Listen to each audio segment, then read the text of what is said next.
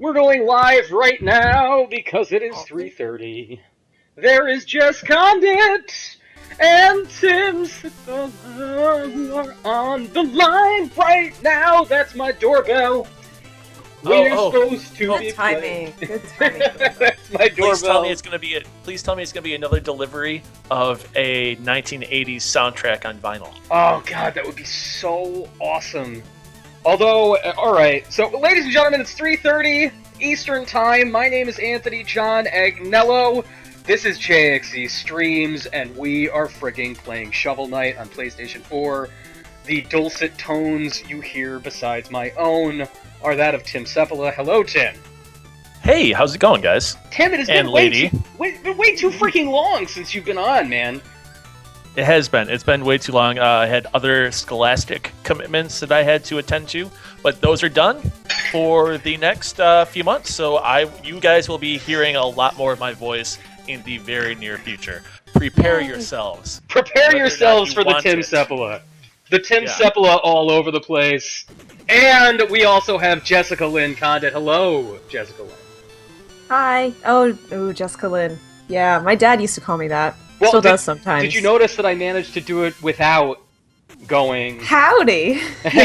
Ladies and gentlemen, it's Jessica Lynn Condit, all the way from Little Rock, Arkansas. Now, Jessica Lynn, I know that you have been in a bit of a spat with Jack White. You went down to his studio to record your new album, but I hear you tripped on one of his custom banjos. Now, he is a firebrand. I know that he is tempestuous and stands in the way of your artistic talent. Now, Jessica Lynn has a little bit of a Loretta Lynn inspiration, but dives into a little bit of the Bonnie Raitt every now and again. Jessica, how did you settle your thing with him? First of all, I'm a little more Wanda Jackson than Loretta Lynn. Thank you very much. Second of all, I love Jack White. Don't you dare start this rumor that I have a feud with him. I want to meet him one day.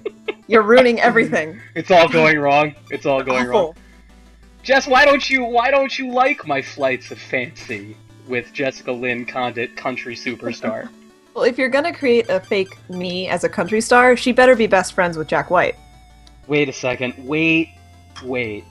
Jess, do you realize that the Richard Mitchell is hanging out in the chat right now? No, Richard Mitchell, none other than Joystick's own Richard Mitchell, hanging out today. This is an all-star cast, everybody. If anybody is starting to wonder why in God's name are we playing a game that came out over a year ago, which is staggering to me. I cannot believe that Shovel Knight came out more than a year ago. I streamed it last year for the Wii U. Yeah, and it made an impact. A lot of people really loved it. Oh yes, I'm putting in the butts cheat code because that's how we do. We are playing this today because this. Oh wait, why didn't that work? I think it was because butts. That's why. Yeah, because butts just stand in the way of everything. I'm backing it up. All right, let's try this again. I will say that when Jess, originally when she said my dad used to call me Jessica Lynn, I thought the next thing was to be like, but then I killed him. And when she ruined that entirely, when she's like, oh, he still does from time to time, I was like, oh, I was wishing for patricide. Yeah. I wanted to hear tales of that on this stream. People always want patricide, every single time. So this is not the version of Shovel Knight that came out last year. Technically, it is still Shovel Knight. It is the same game.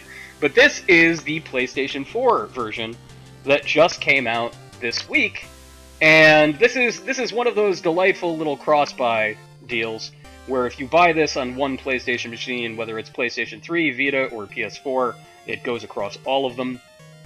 And this is the first time that I am playing this game while mostly looking at a television. I don't know what your guys' experience has been with Shovel Knight, but when I played it on Wii U, I mostly did with like TV on in the background and then holding the gamepad in my hands and looking at that screen, or on the 3DS, because I didn't have a classic controller at the time, and I found that a lot of the time I find the Wii U gamepad super comfortable. Like, I love it. I played Bayonetta 2 totally that way. I use it for Mario Kart. I use it for Smash Brothers. But when I was playing something like this, like, it was almost like if I wasn't looking at that screen on the controller, the controls felt too big for this type of game. Which might make me sound like a crazy person. That's interesting. Yeah, I don't know. So how did you guys play it? I haven't. Yes. Oh. Jessica Lynn Condit. Right. Why I never. You are a scamp. I know, and I'm so sorry, Richard. Richard in the chat, I'm so sorry. Because I know that he was obsessed with this game. He's saying it was his game of the year last year. He was indeed. Yeah. Richard and I streamed Shovel Knight, God, once or twice last year. And Tim, you said you streamed it last year when it came out on Wii U. Engadget channel, yeah. I really like the game. It is demoralizingly hard at points, though. Especially when you watch as you are trying to get through. There's in the graveyard, there's that section where you have to do the platforming segments where the lights go out consistently, and watching how just my gold reserves went further and further and further and further down. I think I started out with maybe 700 or 800 gold when I entered the area, and I left with 100, and I was like, it broke me. So Tim, did you ever, when you were playing it, did you ever try to do the thing? So what Tim is describing, everybody, if you are unfamiliar with Shovel Knight, and this will no doubt happen multiple times throughout our stream today, if you die, you don't have lives like in a classic game like Mega Man, which this is so styled after. You don't have like, you go into a level, you have 3 lives. Like, that stuff isn't there, you just have your money supply. And when you die, a certain percentage, it's about 1/3 of your money, will be taken away from you, and it flies up into the air in giant money sacks, like, an old-fashioned robber from a comic strip in the 20s has appeared and taken out your money. There's no dollar sign on them, I don't think, unfortunately. No, there's no dollar sign. They're just brown bags. It's just brown bags, and those bags will just stay in midair where you died, and Dark Souls style, you need to get back to them before dying again to retrieve them. Otherwise, they are gone.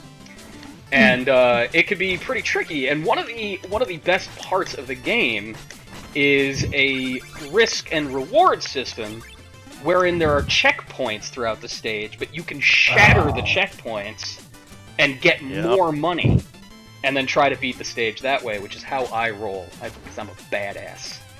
Yeah, but you did not destroy the first checkpoint you just went past. You can't destroy the checkpoints in the very first level. Really? Which is something that took me a while to figure out, because I kept going back and trying to do perfect runs on some of the levels, like a real nerd, like a real geekulous.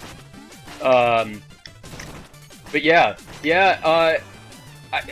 it's one of those ways. Duke just said in the chat, I always think with these retro games, would they be good if they came out during the time period?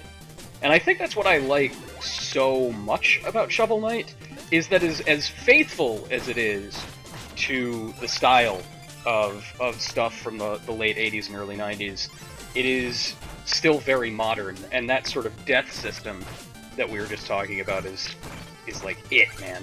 It would have been so easy for Yacht Club to just be like, yeah, and he has extra lives, and you collect, you'll find like little knight heads throughout the levels, and that's a one-up. And, the people would have been like, yeah, because it's classic. But they didn't do that, and I like that.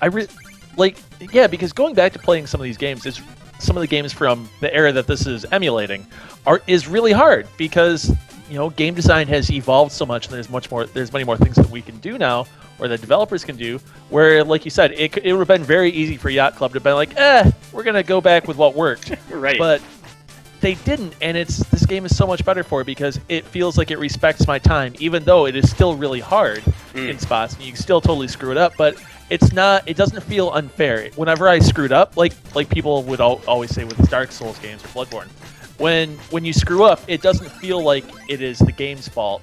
or the game is trying to cheat you. It is you because you weren't good enough. Right, like, I suck. Ergo, Oh yeah, I am and that dead. is a hard pill to swallow sometimes. Yeah, and a lot of what this game. So yes, obviously I have not played. I'm very sorry, but we have talked with Yacht Club Games plenty of times. Like these guys are super passionate, especially about this game. But when we talked with them in Germany at Gamescom, we had them in the hotel room when we did our podcast. It was awesome. They are just like so focused on having fun with developing any game they're making, but especially Shovel Knight. And I think that's how these things happen. That's how these decisions got made. They were like, this would be fun, and they did it. They weren't thinking about like, would everyone like this, or is this the right market for this game? And that really shows in a lot of indie games, especially too, I think. I really am excited. So, Yacht Club Games are going to be joining us. Woz of Yacht Club Games is going to be joining us. And we're not sure who else is going to be joining Woz. Sean Velasco might be joining us, the sort of grand mastermind behind Shovel Knight. But Woz is definitely joining us at 4 p.m. And I'm very excited to talk to them because it's a rare thing, Jess. You're talking about like how we spoke to them last year, right when Shovel Knight came out, and a couple of months later at Gamescom. And what I find fascinating is, at that point they were still coming up with some updates. They were working on the PC version. But now, a year on, it's a rare thing to talk to a developer that is still very much entrenched in this one game that doesn't really have online components, that is what it is. It's whole formed, it's complete. And yet they're still like pushing it onto new platforms, and I can't wait to talk to them about how seeing this game out in the wild for a year has changed it for them. Like, what did they think was Absolutely. fun? What are people doing with it? How do they play it in ways that surprise them, and how is that fueling the new content that they're making for it? Because there's the downloadable campaign that's coming up, which I don't think has a release date at this point, which is where you play Plague Knight. Plague Knight? Am I remembering that right? I'm just making up characters? Maybe. That sounds right. You do have a tendency to just make things up. Yeah, I just play all over the place. Today we are playing God of War, the platformer, developed by Kevin Nealon. And... Oh, wait, do you have butt text on? Oh yeah, I have butt text on. Ah, Richard Mitchell, I'm not skipping the butt text. There's going to be plenty... Mithrandir 2390, who I no longer have to call Mithrandir 2390, is one of our regulars. It is actually my compatriot, Jake Muncie, from the AV Club. Hello, Jake. Thank you for joining us today. I love the AV Club. You guys are great. And we've got so many awesome people here with us today. We've got Twilight Error, we've got Something Mimic, we've got Duke, we've got Yodel, we've got so many of our regulars who I love to see. We also Oh god! I'm gonna miss her! No! Ah! I failed to save Shield Knight because I was looking at people's names. I was looking at people's names! Oh god! Oh no! She died again! Every night. Slow-mo. Oh, no. Oh, you're trying so hard. Oh, and you tried to shovel her in the head. Yeah, well, Well, boy, do I feel like a posterior. That's what I feel like right now. I thought you were going to say you feel like a putz. I feel like a putz. Butt putz. Or butts. Butt putz golf? Boy is... Butt butts golf! Now, finally, guys, let's quit this business. Let's get out of this writing about stuff on the internet game and open our mini golf, our butt-themed mini golf place. Oh my god. That would be so popular. Everybody, you can get a free game if you just hit the ball directly between Iggy Azalea's cheeks. And an alarm goes off. There could be a whole Amy Schumer hole. There's like a whole Amy Schumer hole. Wow, Jess. What did you do? What did you do? You started this, Timothy. Yeah. Oh god. Hold, I take no responsibility for where things go once I start them. You did it, Tim. You are the one who put us right down the butthole. That's... Yikes. You are the one who put us directly down the butthole. I am not the one. Jess is not the one. I mean, obviously there would only be 2 holes in this game because poop is number 2, right? Yeah. So there's no 18 holes. It's just 2. It's just 2. These would have to be the Azalea, most Amy majestic. Schumer. They would have to be the most majestic and challenging holes you have ever experienced in any form of your life. The most majestic and challenging holes! The brochure writes itself. This is magical copy. This is good. See, this is what happens. I spend so long away from being able to stream, and then, first one on, and we're talking about butt putts golf. Oh, come on. This is the way this thing goes. This is the way it's done. You guys bring something out in me. Or maybe it's the game. Maybe it's the game. It might be the game. It might be the game, might not be. My inner butt is on full display. Oh, hey guys. Yikes. Breaking Speaking news. of butts, gastronomer. Breaking news from the world of Engadget.com/gaming. I have been waiting. We have been doing an interview with HAL Labs, the creators of Kirby and many other games. We've been doing an interview with them through a translator, and I finally got in answers right now. That's freaking awesome. Yep. We have an interview with HAL Laboratory, which I am very excited about.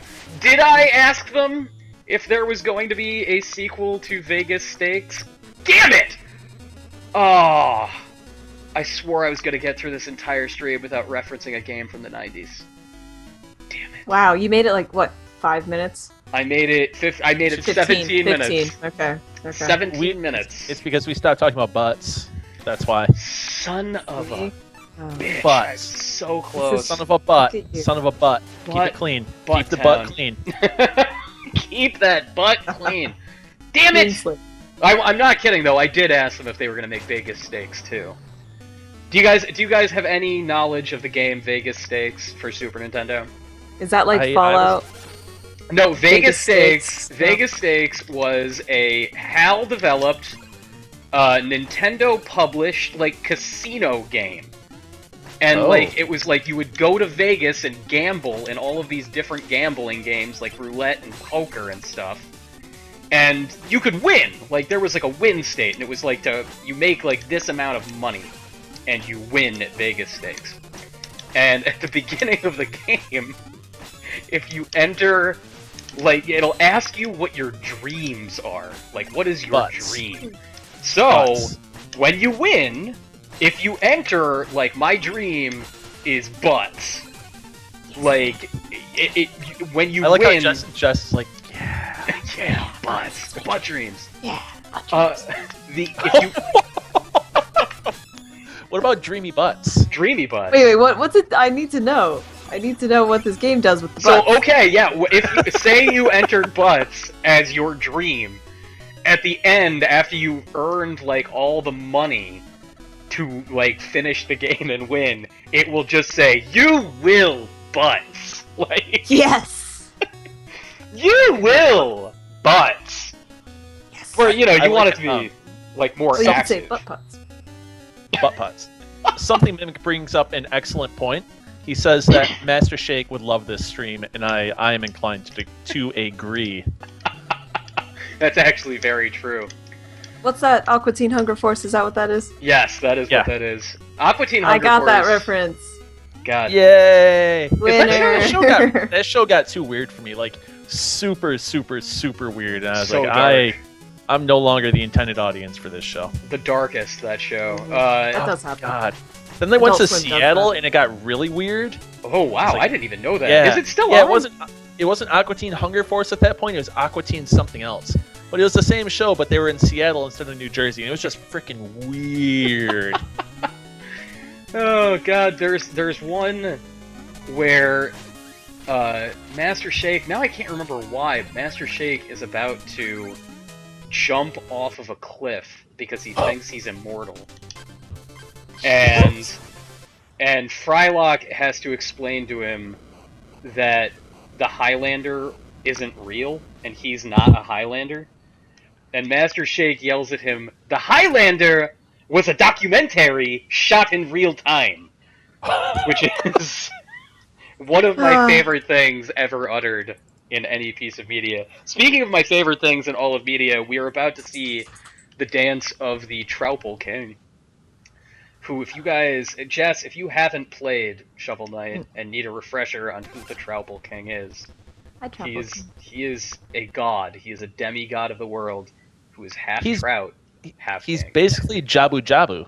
Yeah, he is Lord. He is sort of Lord Jabu Jabu from Zelda. He's an apple. But he's part apple and part trout. That's Oh perfect. my god, I'm just But now he's- seeing this. He's all groove. Butts. Look at the way all he butts. shakes it. He shakes it right now. I-core. His anaconda don't want none unless it's got trout Butts. puns. Pun. Unless it's Trout got, butts. unless it's got That's how the butt song puns. goes, right? I know my 90s music. Yeah, I want that's that. correct. I want that to now be the lyric is my anaconda don't want none want unless none you got unless you butt got- puns. Butt puns? Yeah. There you Butt go. butts, butt puns. We are killing the butts That's on today's stream. so everybody knows that's official canon. That's the original rough draft of Sir Mix-a-Lot's song. Man, I like the Troupple King. yeah, he's a really cute. jaunty fellow. He's a very jaunty fellow. He's super happy. Look at him smile. Yeah. Like he just loves it. He has more rhythm than I do. Good dancer. He's his little backup dancer. He's just so happy. Yeah. Like Yeah. he's clearly somebody who just loves what he does. Yeah. I would too, though. Just get to hang out, be an apple half Yeah, the as- time. As Richard Mitchell is describing, this is one of the moments where you see the game sort of drift Absolutely. away from what's possible on the NES. There is a fascinating article on Gama Sutra that was conducted with, written by, or the interview was with a couple of members of Yacht Club Games talking about the ways. Find that article. Oh, it's And I'm gonna great. drop Yeah, it in the please chat. do. And Yeah. they go into depth about the things in Shovel Knight that could not have been done on the NES, and the ways they sort of strain at the confines of that technology. One of the things is the soundtrack that you hear could feasibly have been put onto a late era Famicom cartridge, but not on an NES cartridge, which I think is always really interesting. And that's crazy. Like, that's stuff that most people playing the game, you know, you hear the music and you just think, well, it's music. You could put whatever you want in the background of a game now. It doesn't matter. But no, Right. it was a huge thing back then. Oh yeah, yeah. That's because why you were- it sounded like that, because it had to, not because people wanted 8-bit sounds or whatever. because you were manipulating a machine to make those noises, which I think is so fascinating. And like, it's a shame. Like I sometimes miss those restraints in development. I sometimes miss that because everything used to be better. Everything. Restraints. Talk about restraints and restrictions, and you miss them. And we've been talking about butts. Yeah. It all makes sense. All makes sense. This is all Very about 50 Shades of Grey vibe up in here. Oh, yeah. Except we will not violate the safe word. Thank you. Thank you. what if the Very same- nice of us. Yeah, You we missed a should- coin, Anthony. Oh, it's going to freak me out. Okay. This is one reason this game, when I play it, because I will. It would give you trouble. Yeah, this game is not healthy for a completist mindset. Yeah. Because at first you sit there and you think, oh, like I'm gonna collect every single, piece of, I'm gonna get every dollar that's in every stage, and I'm gonna get them all, and you just can't. You physically can't a lot of the time. That sounds awful. Yeah. So Jess, are you going to play this on PS4 or Xbox One? Wii U, Oh, No, okay. there you go. actually. Wii U, okay, since I got one this year, finally. It's my console of choice. It's so No. great. It's crazy. I love Yeah. that thing. I don't understand it. I love that The little Wii U, box. like the Wii version is really cool because it brings in like the Dark Souls thing again. It brings in where you can leave notes for specific areas and stuff with the gamepad. Yeah. So I it do brings like in that. Miiverse, with the game within the game. It's pretty neat. And it does have. I have not tried this out. I don't know if you can use a Vita to. That's what I was gonna say. Yeah. Use this functionality because you can use the Wii U gamepad as a second screen for selecting your items. Yeah, which is very good. Like if you can get into the habit of it. Oh crap! This is such a tricky section. Man. You're doing very well, by the way. Oh, thank you. A true shovel knight. Yes. Somebody just asked an interesting question, and I missed it. Oh, You're Brananadon. Do enemies respawn if you leave the screen and then come back? I think yes. Yes, small ones do. But biggins do not. Good. Fawfoot says that the Vita version has rear touch support for touching things. For touching things. Touching butts. Touching butts. Like butts. Yeah, touching butts. Yeah. For fingering so I the could play it on Vita too, actually. The majestic challenging holes is what you're saying. Oh my god. I hate the rear touchpad on the Vita though. It sounds bad. It's not good. It's not it should have been favorite. textured or something. Yeah, it's not so sensitive. Yeah, that would have been nice if it was textured, actually. Like if there was like a grain to it. Yeah. I hate that my hands are too big to hold the Vita comfortably for more than 25 minutes. Yeah. Especially when the touchpad is something in the game, because you'll just accidentally hit it all the time. I hate that. Yeah. You have to always wonder where your fingers are. I don't like that. They're usually I love in the butts. system though. Ladies and gentlemen, the good folks at Yacht Club Games are going to join us momentarily, and you'll get to ask them all your burning questions about butts. All the butt questions that you could possibly imagine. We should probably clean it up and stop talking about butts when the. Oh no, absolutely not! I refuse. They did this. They did this. This is what they've brought. This is what they wrought.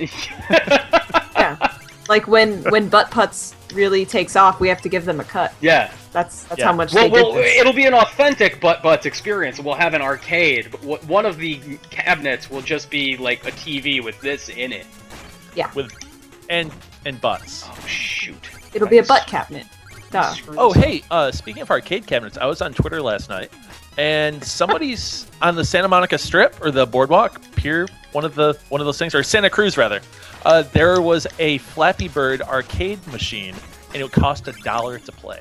Really? Wow. Yeah, that is insane. $1 to play. That is like the weirdest anachronism I can possibly imagine. That is so odd. Yeah, I don't know if it was official or what. Because I know that the creator was saying he's going to bring it back, and yeah, that's really strange. I was like, this is $1 to play for a free-to-play game, or what was a free-to-play game, and well, I mean, at least there won't be any ads. So let me. All right. First of all, VH1. That's really expensive, though. Oh, crap! Butts. I finally died. I finally died after destroying 3 checkpoints. Damn it! Destroyed. 3 butts destroyed. So I'm gonna loop in Yacht Club Games momentarily, but as I do that, this is a question for the crowd and for you two. It just occurred to me. First of all, not here. VH1 is going to have to reconsider what they call this show, because you really can't call it I Love the Teens when you talk about the decade we're currently in, because that just sounds... That sounds worse than saying I love the butts. Yeah, I mean, that's not okay. It does not sound good. It does not. Don't combine the two. Yeah. Yeah, I love the teens. I love teen bad. butts. I said don't do it. And you did. Don't do it. But yeah, all right. When that happens, will there be is Flappy Bird even good enough to make the cut for I Love the Teens? Will people even remember it in a few more years? Because I had forgotten it existed until you said that, Tim. I forgot that Flappy Bird even happened. I think Flappy Bird has more of a legacy in terms of what it left behind and what it caused with the mobile game industry than it did as a game itself. Because there are so many clones and so many things that just borrow that mechanic on iOS at least. I don't know. I don't play much on Android, but I have an iPad Mini 2, and I buy a bunch of games, and I download a bunch of free games, and I really like them. And so many of them are just they take the core conceit of Flappy Bird and they just run with it. Like Tappy Chicken. I really like it. I really like that game a lot. I'm ashamed to say how much I like to talk about how much I like that game. You're not alone in that, though. A lot of people do. Yeah, it's cool. Like I like playing as a tree frog trying to cross the street. Like just weird crap. Or I think there was a cow as well. I don't know. But butts. There we go. Sorry. I almost went too long without saying butts. Butts. Well, I wonder too, because the guy who created it, and I can't even remember his name now, which is interesting. Like he became the story eventually too, which is something that in the mainstream, a lot of people, I think, when they're playing a game, they don't think about the people that created it. Like they do a movie. Like, you know the director of a movie, you know the actors, but a lot of people don't know the names of developers making the games they love. Like the mainstream audience. Hardcore people totally do. Just like, American McGee. American McGee is the only one. He made everything, yeah, right, and that's the thing. Because his name was the game. Or Sid Meier, that's fair. Yeah. Maybe Peter Molyneux, like maybe Cliff Bleszinski, I don't know. Hello? But, oh, hey, look at that. The butts are here. Hi, Butts. The butts are Butts! Hi, Butts. Nick Wozniak of Yacht Club Games, are you with us, good sir? I am, and so is Sean. Hey!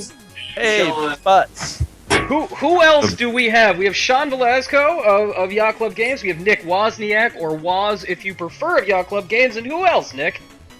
That's it. Shane's in the background, but he's programming and making programming things happen. I don't know what he does. What's he working on? What's going on? A video game. I really don't know what he does. Was that just the sound of him cracking open a beer? Is that what he's actually doing? Because I respect that. There's like numbers and boxes and fractions on his screen that I just cannot comprehend at all. Oh, he's doing. I mean, we're not dumb. This is like really complicated. Well, now is as good a time as any to remind those folks who might just be joining us what the hell is happening. Ladies and gentlemen, my name is Anthony John Agnello, streams producer at Engadget.com, and you are watching JXE Streams. We have a couple of people from the Engadget crew with us, including Associate Editor Tim Sepola and Senior Editor Jess Condit, or Senior Reporter Jess Condit. And we are playing Shovel Knight for PlayStation 4, and just joining us on the line right now are the fine people from Yacht Club Games, who are responsible for this wonderful monstrosity filled with the word butts. We are playing in butt mode, gentlemen. We have Nick Wozniak and Sean Velasco. Hello, gentlemen. How's it going? Hey, how's it going? Very, very good. So I was trying to be a badass, guys. I was playing, and I like to fancy myself as a fairly adept player in platformers and old school action games. And I went 3 checkpoints deep into King Knight's stage, and then just beefed it right into a pit. It was mortifying. Yeah, usually when that happens, I just reset the stage to go back to the beginning. You're right. Yeah, it's such a huge loss. It's just like, oh, come on, I wanted all of that money, I was doing so good, but I'm gonna get back to it. I'm gonna get back there, and I'm going to avenge my dignity. So... What dignity? There's dignity, Jess! This is a new concept for you, isn't it, Anthony? What are you talking about? Are you telling me? Did you forget who you are for a second? Damn it! Every time! Yeah, the other... Oh, man, Nick, the other thing, I was going to try... I set myself another goal, not just to play the game well, but to try and make it through this entire stream without making a single reference to the 1990s or a game from the 90s that this game so explicitly draws from. And I made it 17 minutes. That's how long. Out of 90 minutes. Sounds about right. Pretty difficult. I did not, Out I of did an not hour and a half, succeed. that's not too bad. I did not No. succeed. It was, yeah, I did not, I was not proud. So tell me, gentlemen, tell me, I have one question that I kind of want to start us off at, because I'm fascinated by this. You know, it's a rare occasion that you have a studio who comes out the gate working on a game that is very finished and defined. when it releases, and then they keep working on that one game, even though it doesn't have online components or, you know, multiplayer or any of those things for a year. And you guys have spent a year with Shovel Knight after release at this point, and I'm very curious how that year has changed the game for you. How do you guys think about it differently? What's changed in the updates? And Well, I mean, we're gonna be thinking about it for a while too. I mean, it's not done yet. Right. We a lot of the reason of why we did that is, for one, it was our Kickstarter, right? So we had we were way overfunded on our Kickstarter, and as a result, we had a bunch of stretch goals. And our idea is to have those stretch goals come out as free updates. So when you play the game or when you buy the game,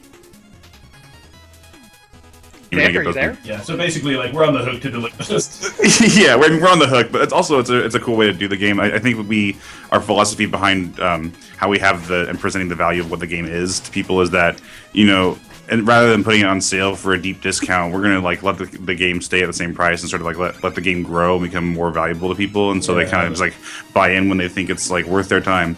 I mean, it's like the Minecraft approach, right? Right. Like that game, in fact, it became more expensive over time as they continued to add features to it. Sure did. So we thought, you know, the stretch goals that we have on the hook, you know, we're on the hook for those. It would be the best if we could put the game out like a full 1.0 version of it, you know, which we did last year. We didn't want to wait the entire time until everything was all finished, because it just would have taken forever. Right. So hopefully this is like a good value proposition for people, and I mean, it's been crazy for us just because we had a game, even though we knew that we had to do these stretch goals, our game was essentially complete, and then we had to go back and crack it back open and try new things. You know, now we're in the midst of working on the Plague of Shadows updates, and new mobility and doing new gameplay systems has just been a ton of fun And a unique challenge. that's what's cool about it, right? It's so different than what Shovel Knight is, and it comes with its own host of problems, and now we have a structure that we have to kind of lay it into. Well, I'm fascinated by that because, you know, you've obviously had thousands and thousands of people playing the game for a year. And that's when you finally start working on this extra content that was part of the stretch goals. So how did watching people outside of the studio, and even outside of like events, because I know that you guys were you showed Shovel Knight very early along, you know, at things like PAX and other similar events. So now that it's actually been in like people's hands, how did that change the way you approached making the Plague Knight, you know, campaign? I guess all throughout the even the production of Shovel Knight, just the vanilla Shovel Knight, I guess we've been using and utilizing player feedback and people's opinions the whole time. You know, we had a pretty strong beta testing group of friends and family, and then we also like pursued and got a hold of some really talented speedrunners, and they really helped to shape our ideas of like what how the game could be, you know, treated a little bit differently from a different perspective, and like they were showing us things that we didn't even think about. You know, there was a lot of like just talk about specific hitboxes, and so it got really down to us learning from the people that are playing the game without like having the weird mindset of a game developer. Yeah, sometimes when in a game you're just so you're so close to it. I think that's a big reason why so many early NES games are so impossibly difficult, is because people were playing them, the developers were playing them thinking, oh yeah, this is easy, you know, I could do this every time, but they didn't have playtesters coming in and trying it out and just getting demolished, which is what happened to the collected children of the world when these things were finally released. When Mega Man 1 comes out, and it's like crazy hard. Right. It's like, well, that was easy. Oh yeah, I'm sure, are you guys kidding me? Everybody playtested, you know, the Yellow Devil in Mega Man 1. That was totally something that was vetted and practiced on. It's a completely reasonable experience. Well, like, can you imagine the moment that, so are you guys, not to get like too deep into deep cuts, Jess, I don't like deep cuts. All you do, Anthony. You Shut up! Whatever. No, I never. But I love deep butts. Deep butts. Damn it! Always just the most magnificent, well-crafted holes. On this frame. Oh, yeah. Every time. So I don't know if you guys know this, but in the original Mega Man, the easiest way to get past the Yellow Devil, that first Dr. Wily boss who like breaks into a million pieces and you have to keep dodging them. You can glitch the game to beat him very easily by using the Elect Man. Yeah, the elect beam. Yeah, the that's Elect how I beam. did when I was a kid. Yeah, because there's no way you're doing that with the Mega Buster. Right. So you keep pausing the game when the electricity is like right on the vulnerable spot. And I can't imagine like the team at Capcom, when the first person realized that, they must have been like, oh, thank God. So we actually have a game that could be finished now. It was accident, but oh, thank God. Have there been any happy accidents in Shovel Knight? Obviously, you play tested the hell out of this. You went as far as like bringing in speedrunners. Was there anything unexpected? I think not as severe as that. I think that I kind of feel like every game on the NES is sort of a minor miracle that it's running at all, and so like that kind of stuff is like really not too surprising. As far as like the elect beam glitch, but I think Shovel Knight, were there it's any, a little bit simpler. Were there any like accidental secrets? Well, accidental crazy glitches like that? I mean, like, okay, when you charge up Shovel Knight's shovel, when you get the ability to charge it up, when you release the charge of the shovel, Shovel Knight's hitbox goes behind him slightly, and when you hit an enemy with that, or with any shovel attack that you hit an enemy with, you go backward a little bit just due to like the clash effect, right? And so players were using that charge up attack, and they were facing away from the boss, hitting them with the attack. So the boss got hit with the attack box that was sticking out the back, and then they would go directly into a down thrust with no frames in between, so they wouldn't take a hit. Wow. And so it was like this crazy thing that you could use to get enemies into this loop where you could do way more damage than usual. And we were like, oh, this is a bug.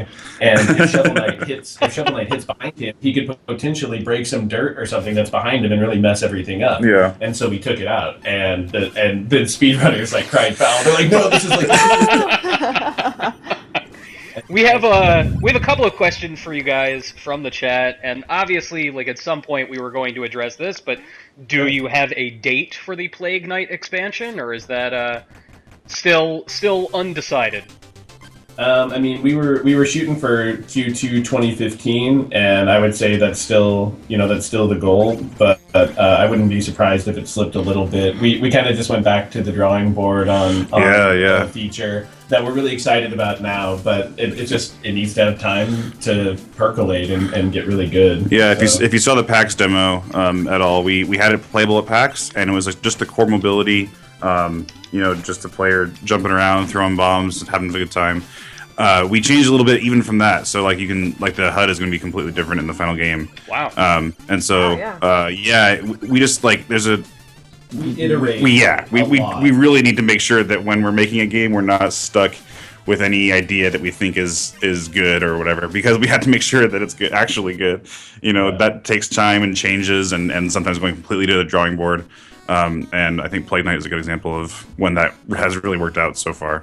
We're pretty excited for where it's going. The new stuff that we're bringing forth, I think it's going to be really exciting for people, and very different from Shovel Knight. Yeah. This is another one that I actually love. Have Nintendo said anything to you guys about the characters like Shovel Knight not being included in the Smash Brothers ballot? I thought that any character could be written in for the Smash Brothers ballot. Yeah. And there are some people requesting Shovel Knight, I thought. Maybe Cryptic Spark has just miswritten this, but have you guys seen that? Are you rallying the Yacht Club zealots to that end? We've definitely seen it.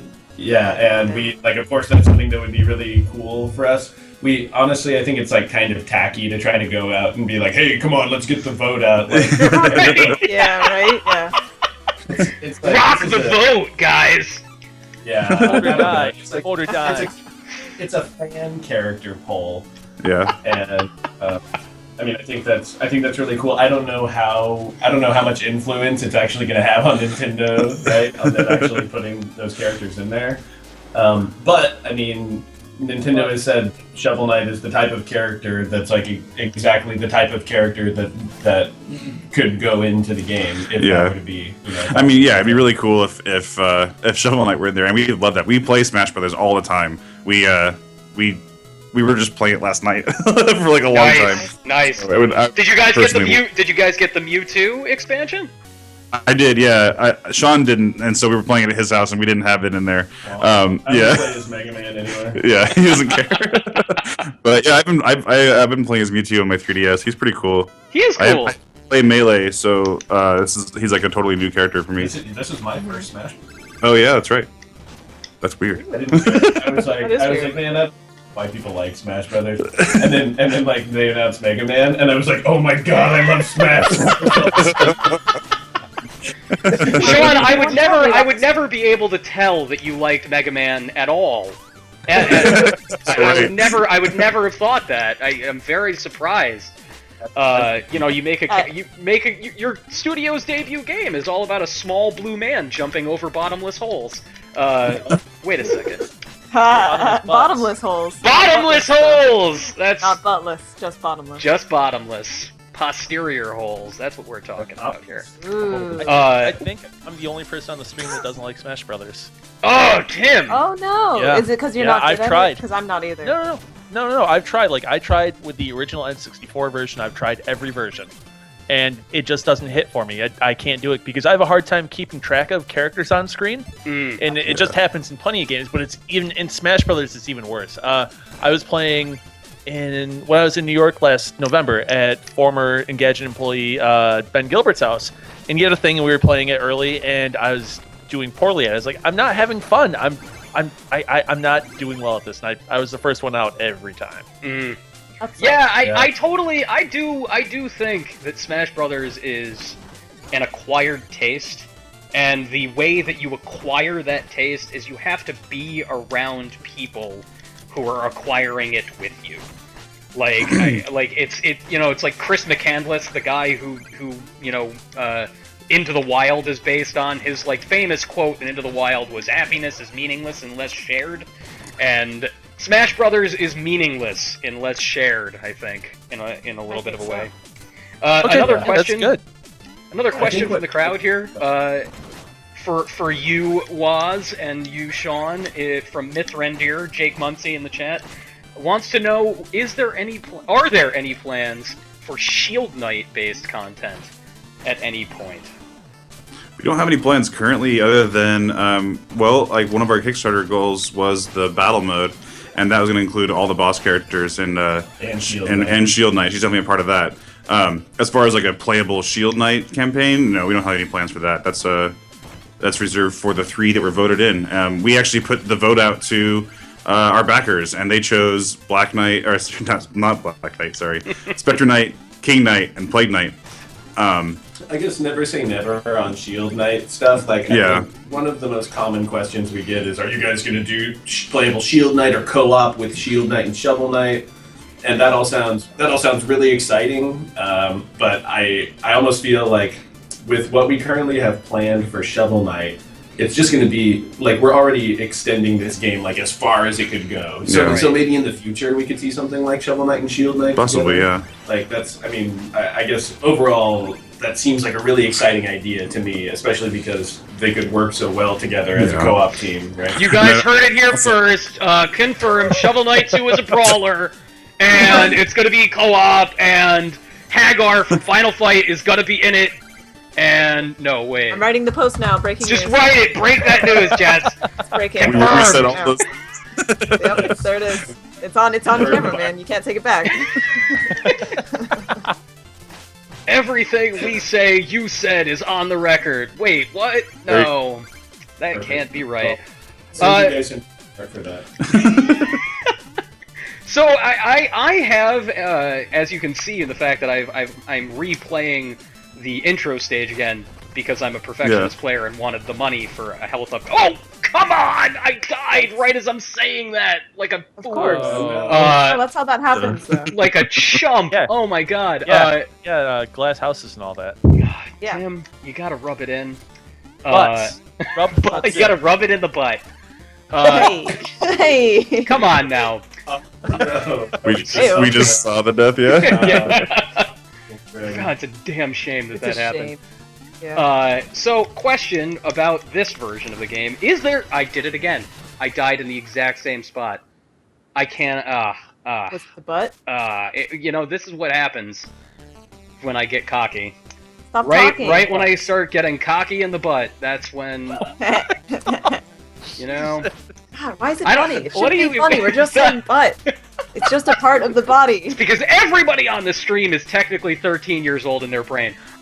What is different here in the PlayStation 4 version compared to the very first release that hit Wii U and 3DS last year? Well, there are minor update things that we've done from the beginning of the development, like bug fixes, like now you can use quick select with LNR. There's a lot of minor improvements like that, but exclusively for PlayStation 4. Let's see. The most exciting thing for me is light bar support. Yeah! Yeah! Now we're talking!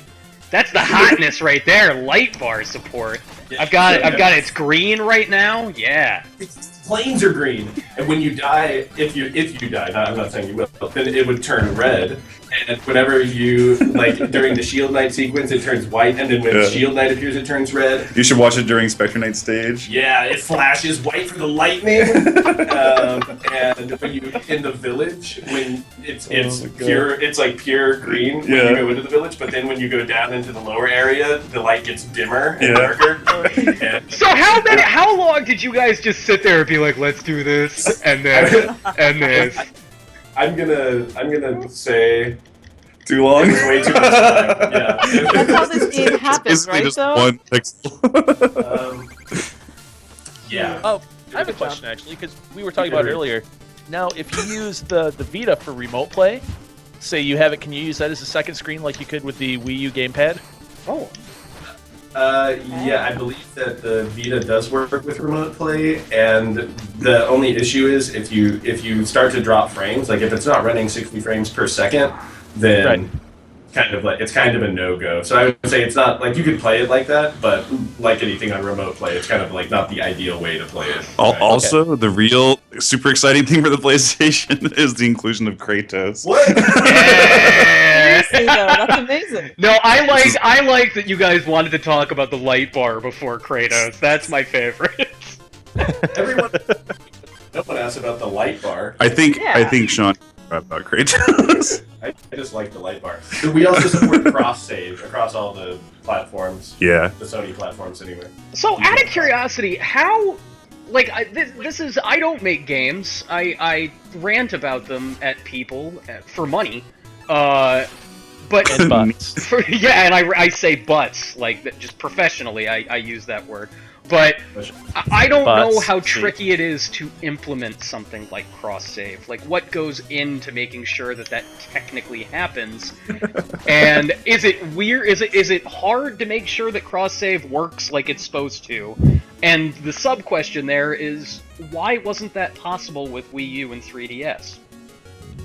Well, it's something that I think that the PlayStation players have come to expect from the console, and not something that Nintendo players really would, I think, utilize. It's also like there's like a cross-save server. right. Right. Like Sony has minor support for that feature already set up, but it doesn't exist for Nintendo. So it's like not really an option. Right. Like straight up. But cross-save takes a lot more work than you think, and it seems like it would be like a really automatic thing, but it actually took some real doing to implement. But we wanted to do it because it's something that we felt should be in there. Yeah, for everybody. the effort was definitely worth it, I think. Well, I'm curious about the specifics of that challenge. Why is it so tricky? Well, I mean, you have to just make sure that everything is saved and correct. It's such a lot of small details that have to be recorded. And if you mess up, then it could, mess up somebody's save data, and that's like the worst thing you could possibly do. Right. You have to make the menu, like we had to create a brand new menu for it, and the menu has to be really clear, like with what the heck is going on. It's just, when you're messing with someone's save data, that's like the most sacrosanct thing on the game console, right? Sure is. Absolutely. losing my save data. Like, I went to my friend's house, and he deleted my Zelda 2 save. Oh no! What a jerk!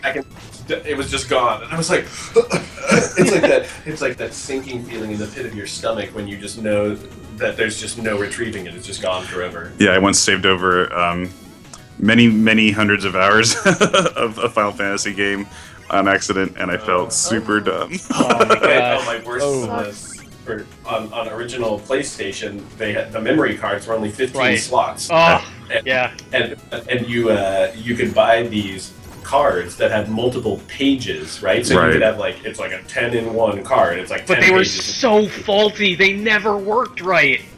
But I mean, mine worked totally fine, and I had like 10 different pages that were almost all full. And then one day, It just didn't work fine. I could no longer switch pages. So So all I had was the one page. You have 9 pages of And there games were just 9 pages gone of games forever. gone. I don't want to play Beyond the Beyond. I want to finish Final Fantasy VIII. Damn you, Yeah. memory card. Okay, But- fine. We're gonna try it now. So now that we're trading the lost save game horror stories, the worst addiction I would say that I've ever had to a game was I was 23 and was playing Dragon Quest VIII for the first time. This PlayStation 2 game, which if you've never played it, make time to play that game. I would say it's the best traditional Japanese RPG ever made. But I, holed up in my, New York apartment. One of the windows in the apartment had been knocked out, so I was dressed like a hobo to stay warm. And I played How does that differ from today? It's no different. The only difference is that the window is back. So I played for 9 hours straight. And in that 9 hours, I was doing one of those, dungeon runs where you're just totally in it. You're not paying attention to anything else. And didn't save once. Oh. And my drunk roommate starts trundling through the room.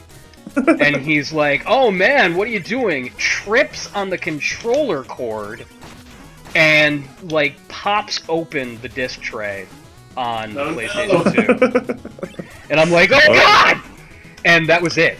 It was the game wouldn't restart once I closed the lid. It wouldn't leave that area, and I lost 9 hours of straight progress. No. The only thing that helped was Maker's Mark. That was it. Maker's Mark was the only thing that got us out of And that butts. nightmare. And butts. Maker's and Mark.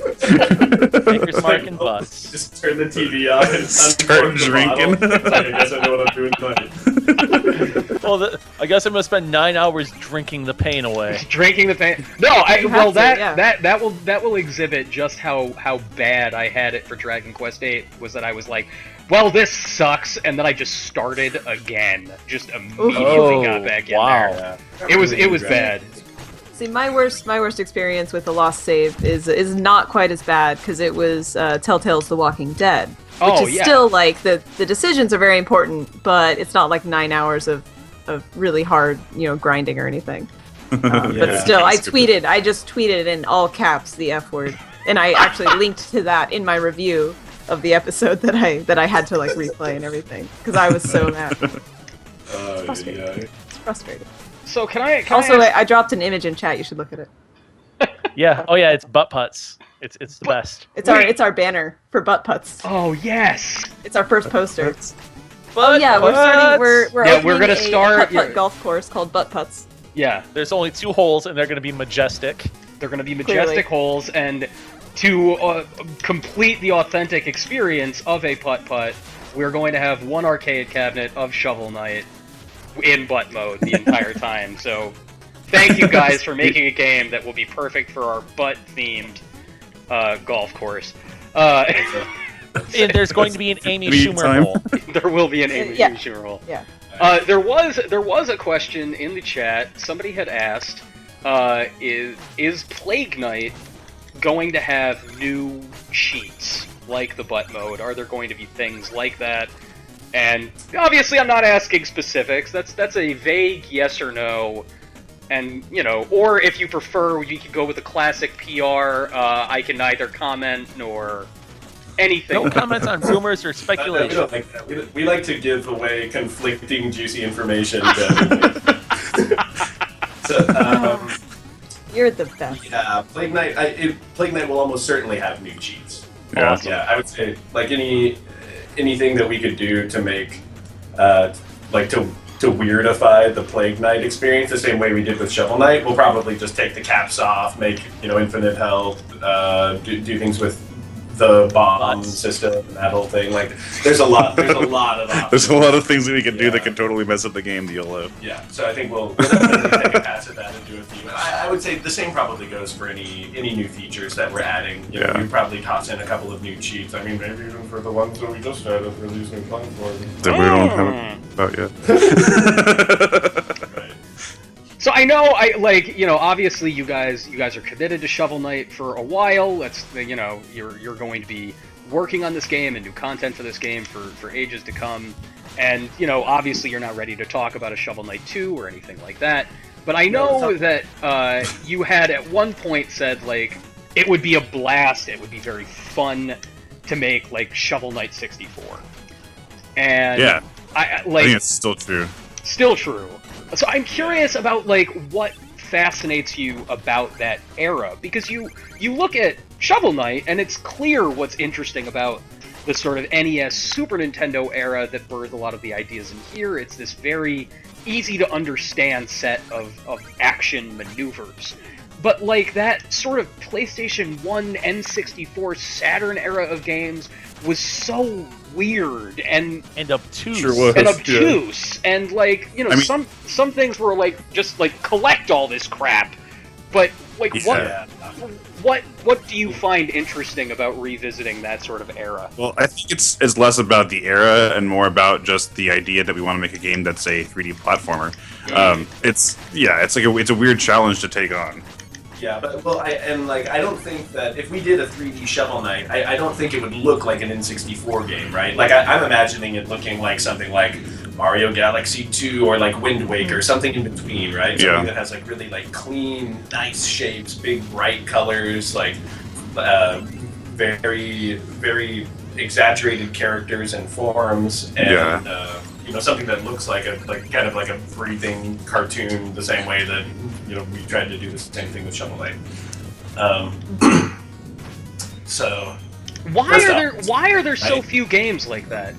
Why do we 3D not have? platformers. Yeah, like why don't we have more 3D platformers? I don't get it. they're like, I think 3D platformers are like really, really hard to do a good job making. Yeah, even like the ones that you probably would find as like, you hold in high reverence, like Mario 64, they still had some really, really big problems with them. Right. And so Camera. tackling those Yeah. guys is just like something that's really exciting and something that might be fun to do. Right. Like I feel like Mega Man 2, Castlevania 3, Mario 3. It's like these games are like still like really great, well-designed games that will continue to hold up and are masterpieces even today. But like so many 3D platformer games, I feel like they didn't really have that formula right. Yeah. Whoa! I won't have Glover be besmirched on this show. Yes, yeah, you will. Come on, Glover. Well, I mean, except for Glover. Glover's the best. Glover, Gex. Gex and Vex. Gags, Yeah. Chameleon Twist, Croc. Yeah, where is my Croc Kickstarter, guys? Come on. Get a new Croc in here. Eesh. Let's Yeah. not. I'm just I thinking mean- about Fez. That's my ultimate 3D platformer. Oh, That's that's a- That's a different beast, obviously. yeah. That That's would. like a 2 3/4D platformer. That's like Right? causing It's beautiful. Jake Muncie here in the chat. Glover was one of the worst things that happened to me as a child. Ooh, happened to me. Yikes. Aside from butts. Aside from butts. Aside from butt putts opening near you. All right, there is a question for you guys. Obviously, like much affection for the 80s and 90s of video games. But what are the games that just broke you in that era? The things that you played that were just miserable experiences. Miserable experiences? I think I would just turn them off. I mean, well, I never got past the frickin' turbo tunnel in Battletoads. Yeah. All right, let's just strike I the tried- name Battletoads from the record. Let's just act like that game doesn't exist. Because the game's awesome. Yeah. I think Ghosts and Goblins for me was like something I tried a bunch of times but could never really like at all get into. Yeah. Ghosts and Goblins just... I mean, that's a game that was built to hate you, though. Like, Yeah. that was part of the DNA from the start. They knew. That much Ghosts and Goblins. I played Ghouls and Ghosts on Super Nintendo. Yeah, it's there very you go. different. Yeah, I mean, I don't know if there were any games that I played that just ground me into the ground. I mean, okay, Punch Out, I could never get through. There you go. I just kept struggling, right? Yeah. Struggled on Bald Bull, struggled on Mr. Dreams, struggled on Super Macho Man, and then finally when I got to Mike Tyson, it was just like, give me a break. You know, leave it alone. Yeah. I mean, let me see. I played a lot of Mega Man with my friends, and we struggled to get to the end of it. Like, I don't think I ever saw the end of Mega Man until I was, a teenager. No, yeah, that's another one for sure. But I mean, those were like fun experiences, right? It's like, I think at its core, yeah, like you're having fun as you're playing it. like if it was like just too hard and impossible, I'd probably just And throw boring. it down. Yeah. Yeah, Yeah, there's clearly a market for challenging games. Like, Yeah. still today, we have challenging games. Like, Yeah. people want that, yeah. You want to how, feel like a failure. how important Yeah. was it to you guys to make a game that you thought people were going to finish? Because I feel like what we're talking about here is part of the reason that, a lot of games remain undone. Like, I know that there was an insane percentage that somebody made a claim of a couple of years ago in an article where they were like, oh, well, only 17% of people actually, like, finish the games they start. But, like, Shovel Knight is lengthy. Like, it takes some time to play. You're not going to finish it as quickly as a Mega Man 2 or like a Super Mario Brothers 1. But, it's also something that feels attainable when you start it. Like, the way the map proceeds, you can see that endpoint, and you're driven to get there. And Yeah. That was a big focus for us when we were developing this game, was we wanted people to be able to get to the end, or we wanted players that were not familiar with platformers to be able to play this game and become familiar with them, and by the end of it, become experts. We wanted kids to be able to play it, right? Like, even young kids, like if you're, 7 years old, I feel like you should be able to get through the Plains and Pridemore, and then like maybe get stuck on Spectre Knight or start to struggle there, right? We tried to fill the entire game with things to help you cheat a little bit, so all of the relics are there so you can stand on the spikes, and so you can get across an area that's difficult or hit an enemy that's far away. We tried to mitigate a lot of that. Like, for instance, this chest that's appearing right now on the stream there's a meal ticket inside there, and the meal ticket is like a free health upgrade, because when we were playing the game and playtesting it, people weren't buying the health upgrades, and then they were like screwing themselves and they weren't able to finish it. So we just put one there to give you the opportunity to get ahead of the game. But you don't have to pick it up. It's like, it was a tough balance. Like, you don't want to give the player enough rope to hang themselves with, but you still want it to be a challenge. So we just did like a lot of back and forth, and I think we ended up somewhere that it's pretty attainable for the average player. Yeah, that statistic though, of people like only 17% of people. That's pretty high. Yeah, that's pretty good actually. You can see that's probably because recently with achievements and everything, anybody who makes a game knows how many people have gotten that achievement. Right. 17% of people have gotten the achievement that is, I finished the game. And sometimes there's other metrics built in that let people know like how far into the game people have gotten. About half. Are we? I want to say somewhere that about half of all people that have played Shovel Knight, or maybe it's 1/3. I haven't looked at it. that's amazing if that's true. That's really, really, really good. Yeah, Yeah, that's wow. incredible. It's a good game. Yeah, I don't exactly. I feel like I may be wrong on that, but I feel like it was much higher. Like, we worked on a game called Blood Rain Betrayal at Way Forward. I And love Never that heard of game, it. by the Nope, way. never heard of it. I love that game. But that game, we looked at the metrics for it, and it was something like 5% of people beat it. Yeah. It was just like impossible. Oh, wow. Yeah. I am in that 5%, man. The platforming challenges in the last third of that game are amazing. It is so great. I'm glad you agree. It's like we still for Shovel Knight, it was like we can't make it Blood Rain. Like, we can't make it Blood Rain, right? It's got to be easier than Blood Rain. It's got to be more polished than that. We should tell Herbster that. That's So cool. this is a true story. This was, right when Blood Rain Betrayal had come out, which was, I want to say, the spring of 2011. Is that accurate? Spring of 11 or fall of 11? Anyway, I was out to dinner with the editor of the AV Club's gaming section at the time and founder of Gameological, John Tatey, and we were just talking about like story ideas and things that we want to cover. And he was like, "What are you playing these days, man?" And I was like, "Dude, you've got to play this downloadable Blood Rain game." And he was like, "Shut up. Shut up. I'm not having this conversation with you where you try to convince me that a Blood Rain game is amazing." I was like, "No, man, the sprites are huge, and it's got like these insane platforming challenges." And he was like, "This is it. I'm just not going to listen to you until you've gotten this out of your system." So I never got to write about it. I've wanted to write about Blood Rain Betrayal for since it came out. Jess, get ready. We're doing an article on it. Great. Awesome. Good.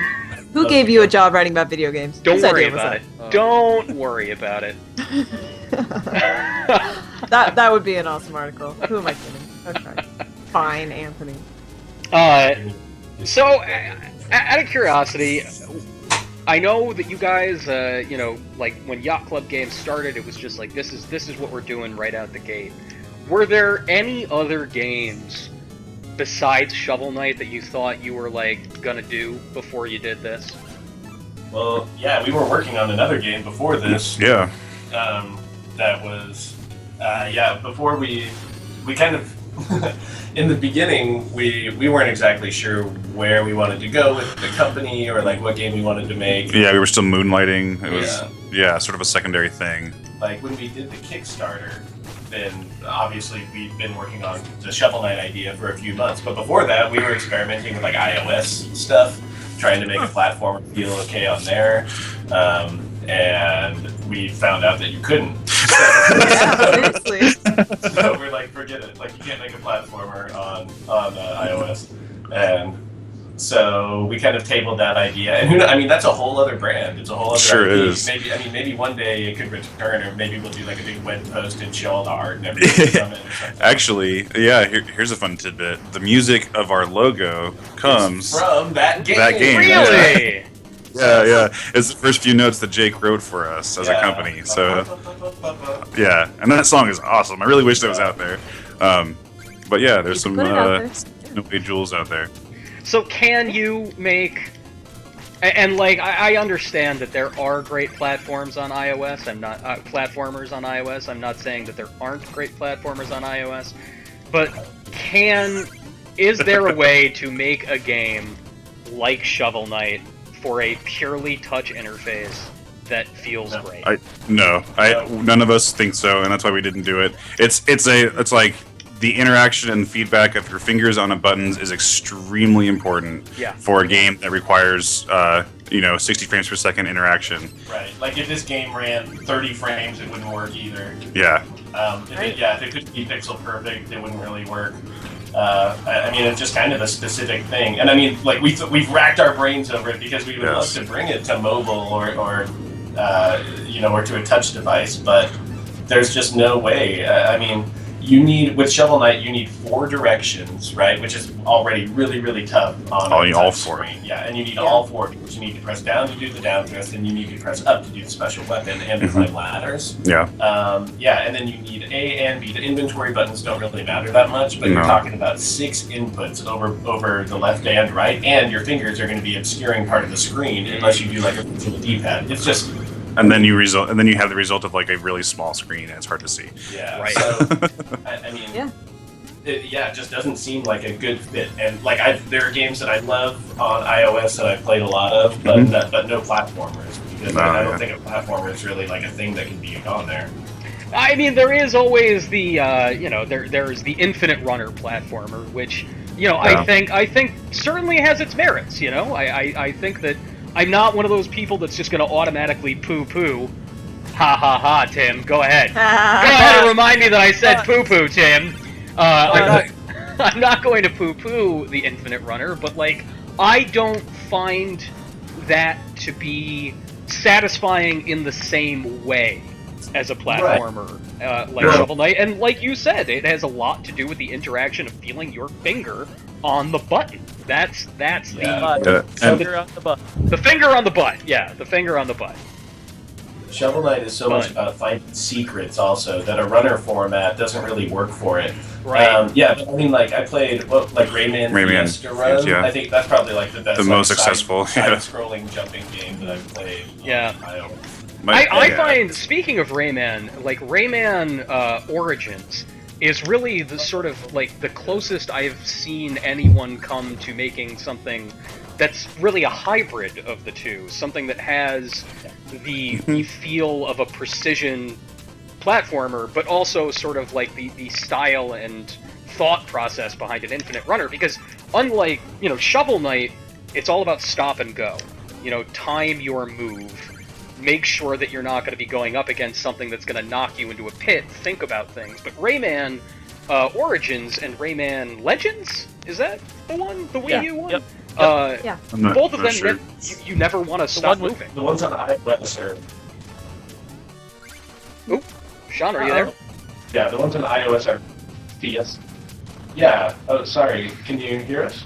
I think I can hear you now. Yeah, no, our connection is breaking up just a little. Guys, move away from the radio. You guys don't want to turn down the radio. Wait a second. Which radio? Turn up the radio. I want to hear the music. Give me some more. Exactly. That's the one. That's how it's done. This is how we do it. It's Friday night. In the butts. God, what? Dang it! Every time. I really was gonna try and make it through this with a modicum of '90s references. I really thought I could. I thought I could give it the old college try, and then Montel Williams had it. And what am I gonna do? What am I gonna do? You're gonna put it in the butt. Every time. I'm just gonna. I wonder how many times Montel Williams has been said on Twitch, like ever. That might be the first time. Oh well, no. What are you talking about? He's a really big league player. That's what he does. Yeah, right. Montel Williams is like straight up in the college championship of League of Legends. That's what he does these days. So is Montel Williams to League of Legends on Twitch what Fred Durst is to Call of Duty Black Ops? Is that a real thing? Oh yes, it happened last summer and it was amazing. He played from the studio while they were recording. It was incredible. Very strange. So, all right, wait. Now, clearly, Yacht Club Games the gauntlet has been thrown. What rap metal icon are you guys gonna get? Are you guys gonna get some Disturbed in there for Shovel Knight 3? I don't know. Good answer. That's the only correct answer. Sounds like a bad idea. Nick, your immediate response to me should have just been, "Shut up! Just shut up!" I mean, the folks at NetherRealm got System of a Down inexplicably for their Mortal Kombat X launch trailer. Oh, that's right. Yeah. That made no sense at all. like Luca Turilli to be there. But yeah, like I think that's who should play the live Shovel Knight music. Luca Turilli, who is the guitarist of Rhapsody, was also really cool because he said that if he wasn't an epic metal guitarist, he would be a video game developer. Oh. And I was like, dude, if I wasn't a game developer, I would be an epic metal guitarist. Yeah, he's awesome. If you guys don't know who that is, you should find out. His best album is it King of the Nordic Twilight? No. God, that's so good. That is such an awesome name for an album. It really is. So wait, what is the name again? Well, the Kings of the Nordic Twilight is the first album. The second album, the really good one, is Prophet of the Last Eclipse. Oh. Yeah. It's so epic. It's just like a war between like an undead son and his father, and it's like this crazy. That's Kings of the Nordic Twilight. Is it a concept album? Prophet of the Last Eclipse is the one where the spaceship comes from like another dimension. Okay. Yes. Oh. Everything you're saying sounds amazing. Wow. This is like the Metalocalypse album that actually will happen. It was real, yeah. Yeah. My brother was in a death metal band when I was a kid. So his band was called Hate Work, which was very on the nose. But they got big in Germany for like a week. It was crazy. Like, they were in magazines and stuff. I don't know how it happened.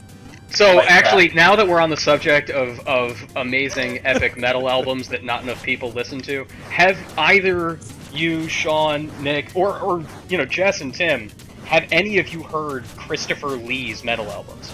Christopher Lee, as in Saruman.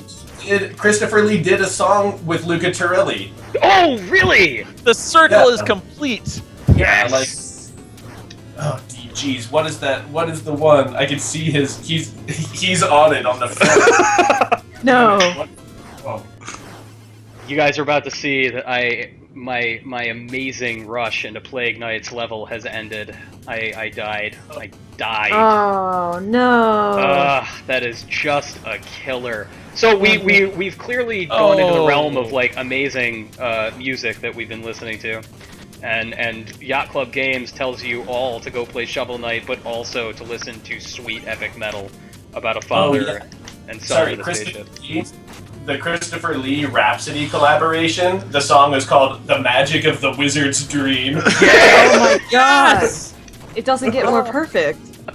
Yeah. I am downloading that as soon as this stream ends. That's just stage 2 right there. It's from the album Symphony of the Enchanted Lands 2, The Dark. Yes, 2? Sequel? It's just like all of my dreams about what good music is in one place. Do you guys have any recommendations? Is there anything that you guys are playing these days that you guys think is really great besides your own game? I don't play my own game. Hey, some people play their own games, man. Some people like that experience of just being like, "Can you believe we did this? This just feels great." We played it a million times, so like I've already had that experience. But Yeah, you get sick of it eventually. Yeah, I mean I've been playing Monster Hunter a lot and Smash Brothers. I played some Bloodborne. Yeah. Oh. And how did it treat you? It was mean to me, and I'm not sure I want to play it anymore. Mean game though. It is. Yeah, they are like Bloodborne is like a nasty older sibling that wants nothing to do with you. It's like, get out of here! Stop touching my stuff! Like, come on, Bloodborne, I just want to have a good time. Punch. Yeah, that too. Stop touching my butt. Darkest Dungeon is really freaking cool. I've heard it's great. Yeah, I'm very intrigued by how spooky it looks. Yeah, it has like a very like dark Lovecraftian aesthetic, and the voiceovers are very like Haunted Mansion narrator style, and you just delve down into these dungeons, and it's so punishingly difficult, and you can't go down very deep, and every time you come back, everyone has a new mental affliction, and it's just like it's just this descent into madness, and by the end of it, it's like your entire group, when you highlight over, they're like, no, not me, don't send me down there again. But it's like you have to. It's really. That's really awesome. Fun. That's really awesome. No. Yeah, so really... Nick, what Monster Hunter are you playing? For Ultimate, I'm playing I'm using the Insect Glaive. Oh, nice.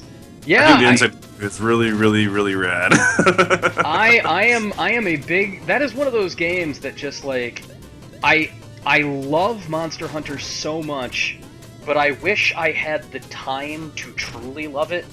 Like, yeah, it definitely takes a lot of time. It's such an investment, and I just wish that. Oh God, I can't believe I died again. Oh my God, not acquitting myself well here at the end of things, gentlemen. Yeah, I really do wish that I could play. Like these days, like Shovel Knight is the type of game that I am gravitating towards these days, because it's like I don't have to play it for 100 hours to get the most out of it. Like I've really enjoyed playing Bloodborne, but once I started to enter the 3rd hour of trying to beat the first boss, I was like, no, I can't. no, I gotta go. I gotta go do something else.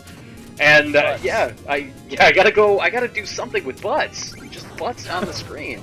So yeah, I find myself gravitating towards this and this. And I think Monster Hunter's cool. I think you can also like once you get into it, you're like the minimum time that you can put into it is like about a half an hour for each mission. Yeah. And that's like I think that's okay. That's what I usually do. I'll play one or two missions a night or whatever. But we were playing together as a group, and like it's just so much fun to get everyone and have the like Ian had the bagpipes or whatever. The hunting horn, yeah. And like I was on the great sword, Waz had the glaive.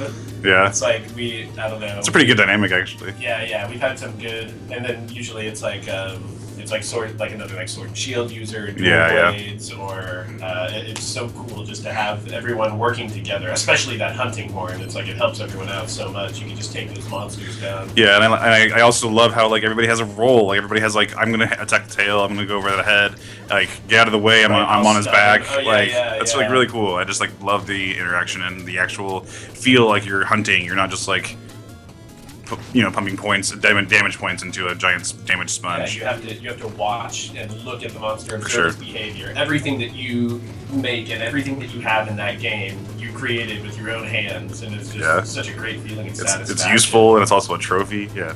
Monster Hunter is awesome. I would highly recommend like spending that little time you have playing it. Crafting for Shovel Knight 2 confirmed. Tim, go write that right now. Right now. There it is. Headline butts. Jess, Tim, what are you guys playing right now? Lots of Mario Kart 8, honestly. Yeah, nice. Yeah, it's that Wii U. I got that Wii U and I'm all over it. And 200cc's is out today. Yep, what? It sure is. Oh, exciting. And the Animal Crossing DLC, so I'm very excited, yes. I want, like, Animal Crossing DLC to include an item where, like, Tom Nook shows up with a crowbar and he's like, "Where's my money?" And you're like, "Tom, I don't have it." And he's like, "Where are my bells?" And then he busts your kneecaps. Busts your kneecap, repossesses your cart. He should. Be really dark. I'm also playing Titan Souls, by the way, which we're gonna stream. Oh yeah, I want to play that. That looks really cool. Amazing. Amazing. Yeah, we're gonna have those Acid Nerve cats on and just next week. Actually, we're gonna have Acid Nerve on next Thursday. And speaking of which, if everybody has enjoyed this stream, we encourage you to follow us here on Twitch. Click that little heart. Click that little heart, and you will lie deep inside our souls for all of time. That's not a heart; it's a butt. Oh, it's a butt? Upside down butt. Oh, it's an upside Clearly down a butt upside down. Yeah. God, why did I not? Butt, please. Why? Just click the butt and follow us. You'll know when we go live, and when we have cool cats like Sean and Nick on to talk about their game. So tomorrow we will be back on the air at 3:30 p.m. Eastern. We are going to be doing the second episode of our League of Legends instructional series with Locke Tran, the captain of San Jose State University's League of Legends team. He's going to be teaching you how to play. So if you've ever thought to yourself, like, man, that esports crap is not for me, and it's just too complicated, I want nothing to do with it, come by and we have a dude who's going to make it not complicated for you. And then you'll see how awful I am. So and you'll get to see Jess. You'll get to see Jess. And Dark Lurker 23, MK8.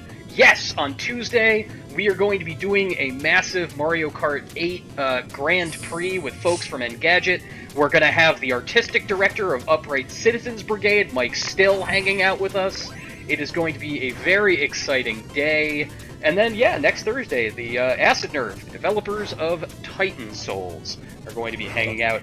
Nick, Sean, thank you guys so much for coming on today. I know that we contacted you on short notice, but this was awesome. I could not imagine a better way to spend my Thursday afternoon. Yeah, thanks for having us. It was a lot of fun. It's cool to talk to y'all again. Yeah. Yeah, and we'll have to, when Plague Night happens, you guys will have to come back on. Yeah, absolutely. Sounds good. Sweet. All right, everybody. We will be back tomorrow at 3:30 p.m. Follow us. Be there. Do all the things. Click the butt. Always click the butt. Click the butt forever. Thank you for coming, everybody. We'll see you tomorrow. Butts. Bye. Bye. Bye.